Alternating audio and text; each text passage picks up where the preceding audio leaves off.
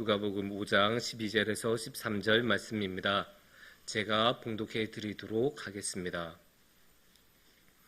예수께서 한 동네에 계실 때 온몸에 나병 들린 사람이 있어 예수를 보고 엎드려 구하여 이르되 주여 원하시면 나를 깨끗하게 하실 수 있나이다 하니 예수께서 손을 내밀어 그에게 대시며 이르시되 내가 원하노니 깨끗함을 받으라 하신대 나병이 곧 떠나니라.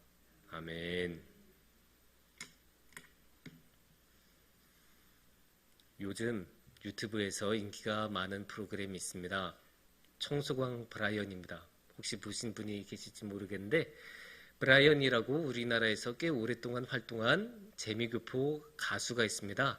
근데 이 가수는 특이한 게 청소를 아주 좋아해요. 정확히 말하면 집안을 아주 깨끗하게 가꾸는 것을 아주 좋아합니다.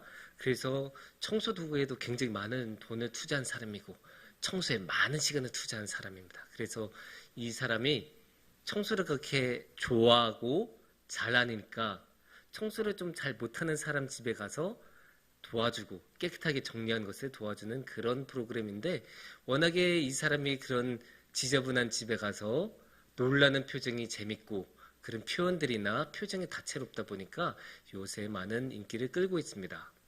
그런데 이 유튜브를 보면 느낄 수 있는 게 있어요. 이 세상은 두 가지 부류로 사람을 나눌 수 있구나. 하나는 청소하는 것이 당연한 사람. 다른 사람들은 청소를 안 하는 것이 당연한 사람. 이렇게 두 가지로 딱 나뉠 수 있습니다. 이 두 사람의 두 부류의 집중에 사람들의 집중에 어느 집을 우리가 방문하고 싶지는 분명히 자명할 것입니다. 당연히 청소를 열심히 잘한 사람의 집에 우리는 방문하고 놀러 가는 것이 더 쾌적하고 마음도 좋을 것입니다. 우리 모두 다 당연히 깨끗한 것을 좋아하고 그런 곳이 위생적으로도 건강적으로도 더 좋기 때문입니다. 그래서 청소는 항상 중요하다고 말할 수밖에 없습니다. 그런데 청소라는 것이 우리 일상생활에서만 우리의 건강을 위해서만 중요하겠습니까? 아닙니다. 청소는 신앙생활에서도 아주 중요합니다. 그래서 이렇게 한번 생각해 보면 좋을 것 같아요. 우리가 살다 보면 청소를 이렇게 해야 되는데 어떤 물건은 안 쓰면 안 쓴다고 청소를 해야 돼요. 왜냐? 그냥 안 쓰고 계속 어딘가 이게 방치되다 보면 먼지가 엄청 많이 쌓이니까요. 또 어떤 물건은 많이 썼으니까 많이 썼다고 또 청소를 해야 돼요. 왜냐? 많이 쓰다 보면 또 때도 타고 여러 가지로 뭐 닳기도 하고 하니까 청소를 하면서 관리를 해줘야 돼요. 그런데 이게 신앙에서도 크게 다르지는 않습니다. 신앙도 비슷해요. 신앙생활을 열심히 안 하면 당연히 하나님으로부터 멀어지니까 영적으로 다시 청소를 하면서 하나님 앞으로 나아가야 되고 우리가 신앙생활을 열심히 하면 어떻게 되겠습니까? 뭔가를 계속 하다 보면 너무 분주해서 가끔 하나님을 잊어버릴 수도 있기 때문에 다시 한번 우리 자신을 되돌아보면서 내 마음에 아직 하나님이 제대로 있지, 내가 하나님을 제대로 바라보고 있구나, 이런 거를 점검하면서 매일매일 이렇게 신앙의 영적 청소를 해야 합니다. 그래서 오늘 이 시간에는 이 영적 청소에 대해서 한번 말씀을 통해 알아가는 시간을 가졌으면 좋겠습니다. 방금 전에 영적 청소를 우리가 왜 해야 되는지 짧게 말씀드렸지만 다시 한번 왜 우리가 영적 청소를 해야 되는지 조금 더 자세하게 성경 말씀을 가지고 알아볼 텐데요. 기본적으로 우리가 하는 모든 신앙생활의 기준은 누가 되겠습니까? 예수님이 되어야 합니다. 그러니까 당연히 영적 청소를 할 때도 예수님이 기준이 되셔야 돼요. 그래서 우리가 일단 봐야 돼요. 과연 예수님은 영적 청소를 좋아하시는가? 예라고 제가 미리 말씀을 드릴 수 있습니다. 자신 있게. 왜냐? 오늘의 말씀에 그렇게 나오기 때문입니다. 오늘의 말씀에서는 예수님께서 나병 환자를 치유하시는 그 이야기가 실려있는 본문입니다. 그런데 예수님께서 그냥 마을에 이렇게 있다가 심심하셔서 이렇게 눈을 떠봤는데 저기 나병 환자가 있네, 내가 한번 낫게 해줄까 하면서 가서 이렇게 딱 그래 너 이제 다 나았어 하면서 그렇게 보내셨습니까? 아닙니다. 오늘의 말씀에서는 어떻게 나온지 한번 볼게요.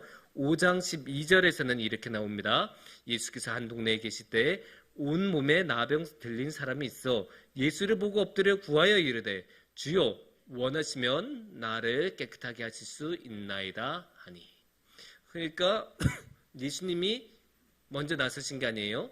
예수님은 그냥 계셨어요. 그런데 나병 환자가 먼저 다가왔어요. 그리고 뭐라고 합니까?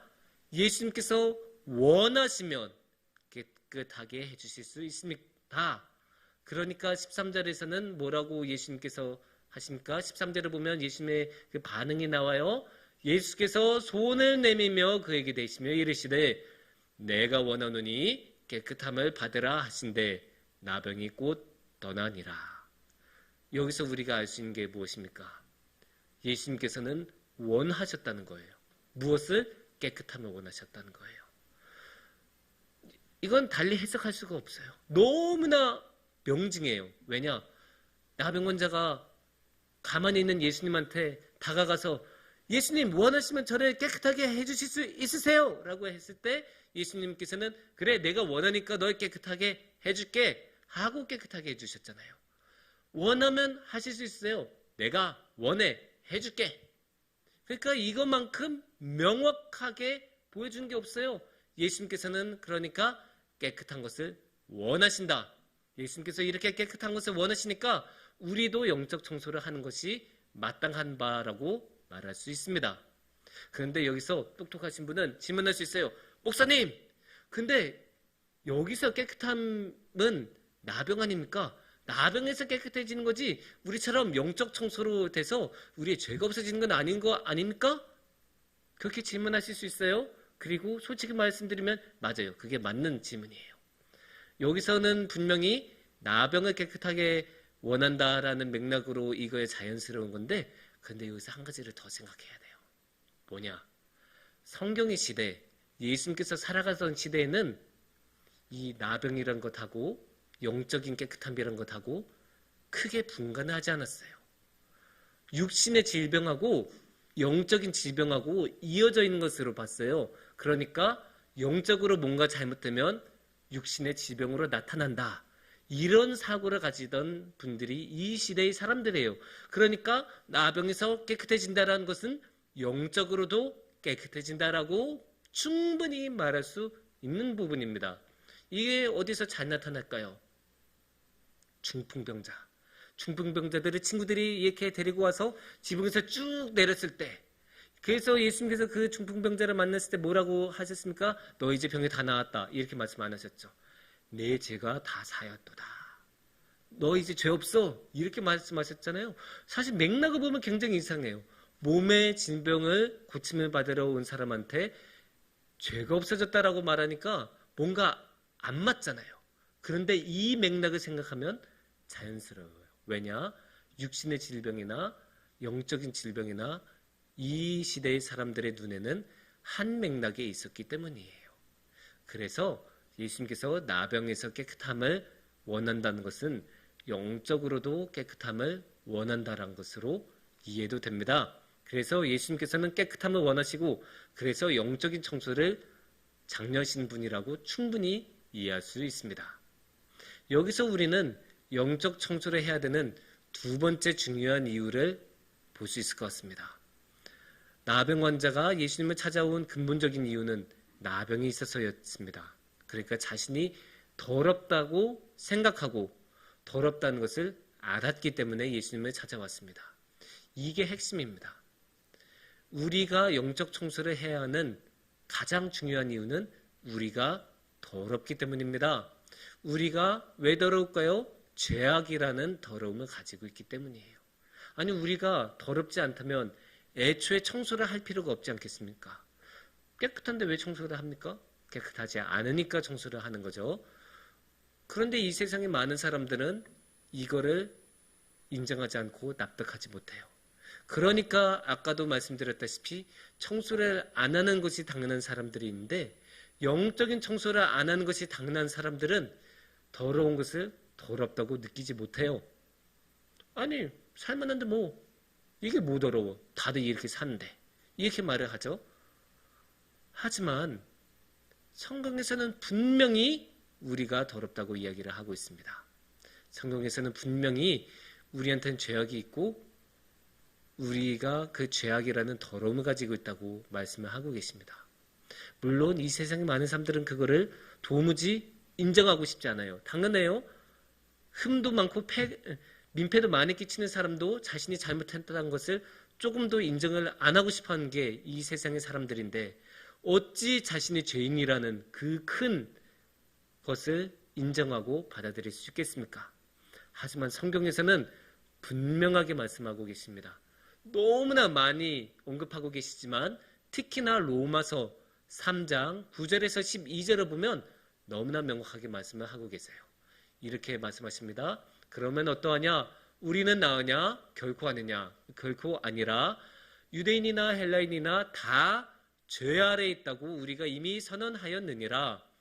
10절요. 예, 기록된 바 의인은 없나니 하나도 없으며 깨닫는 자도 없고 하나님을 찾는 자도 없고 다 치우쳐 함께 무익하게 되고 선을 행하는 자는 없나니 하나도 없도다.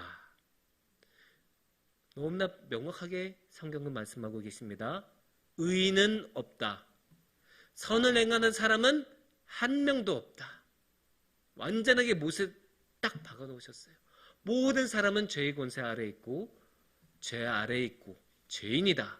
그렇게 말씀하고 계세요. 그러니까 이게 죄악이 많으면 어떻겠어요? 우리는 죄악이라는 더러움을 가지고 있는 사람들이고 그렇게 더러운 사람이라면 당연히 영적인 청소를 해야 하는 것이 마땅할 것입니다. 근데 여기서 세 번째 부류의 사람을 한번 이야기해 볼 수 있을 것 같습니다. 아까는 자신이 더러운 줄을 모르는 사람이었는데 이번에는 더러운 것을 알지만 그냥 살아가는 사람도 분명히 있어요. 아니 뭐 더러워도 그냥 내가 보니까 살만한데 왜 이거 꼭 청소해야 돼? 아 너무 귀찮아 나 안 할래. 우리도 그럴 때 있잖아요. 막 보면 분명히 집안에 저거 청소해야 되는데 설거지 해야 되는데 안 돼. 너무 피곤해서 아휴 그래도 한숨은 자고 하자. 이렇게 될 때 있지 않습니까? 근데 영적인 청소에서도 분명히 그럴 때가 있어요. 분명히 죄라는 것을 알지만 너무나 귀찮아서 영적인 청소를 안 할 때도 있고 또 어떤 사람들은 그게 죄악이라는 건 알지만 난 그냥 이렇게 살다가 갈래. 이러는 삶도 있어요. 아니 내 자유 아니야? 내가 내 마음대로 하겠다는데 뭐 누가 뭐라고 하겠어. 이렇게 오히려 당당하게 나와요.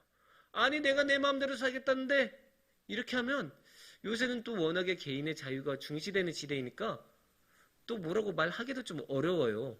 근데 여기서 우리는 영적인 청소를 해야 되는 세 번째 이유를 찾을 수 있어요. 뭐냐? 방금 전에 그 사람이 뭐라고 했어요? 내가 내 마음대로 하는데 뭘 이렇게 했죠? 근데 이거는 결국 나의 주인은 나다. 이 생각이 핵심에 있는 거예요. 그러니까 내 마음대로 한다, 내 자유다라고 말을 할 수 있는 건데 정말로 그럴까요? 아닙니다. 우리가 고린도전서 3장 16절을 보면 이렇게 말씀을 하고 계십니다.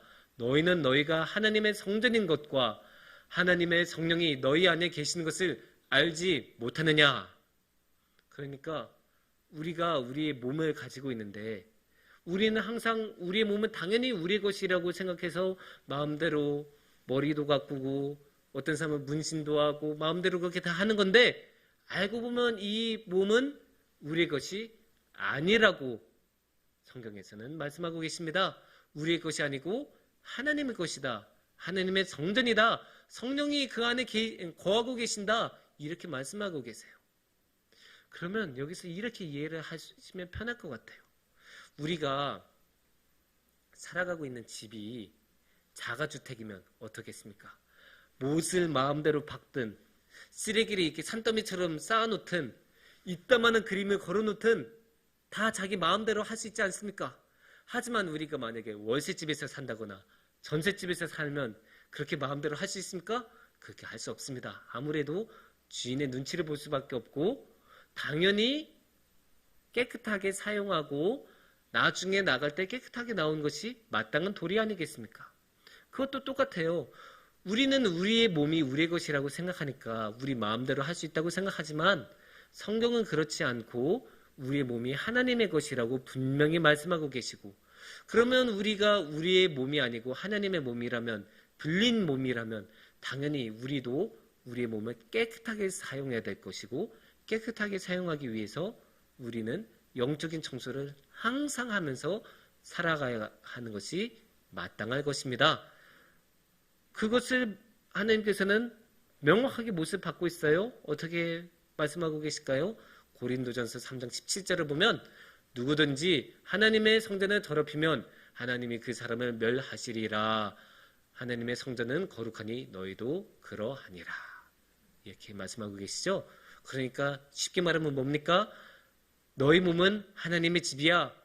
그리고 그거 깨끗하게 사용해. 더럽게 사용하면 혼날 거야.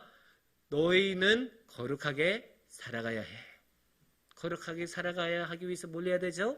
항상 영적인 청소를 하면서 깨끗하게 우리의 몸을, 하나님의 성전을 유지하는 것이 마땅할 것입니다. 사랑하는 성도님들, 우리가 이렇게 말씀드린 것처럼 항상 깨끗한 사람들이면 참 좋겠지만 우리가 살다 보면 그렇게 깨끗하지 못한 경우도 참 많죠. 그래서 우리는 항상 영적인 청소를 하면서 살아가야 합니다. 그래서 오늘은 이 영적인 청소를 해야 되는 이유에 대해서 한번 같이 나눠봤고, 다음 주에는 이거 이어서 영적인 청소를 하는 방법에 대해서 함께 나눠보도록 하겠습니다. 그 동안 우리는 항상 영적인 청소를 해야 된다는 마음을 마음속에 품고 하나님을 바라보면서, 특히 이 사순절 얼마나 영적인 청소를 하기 좋은 기간입니까? 그래서 항상 영적인 청소를 하면서 하나님께 나아가면 주님께서도 우리를 반갑게 반겨주시지 않을까 싶습니다. 함께 기도하겠습니다.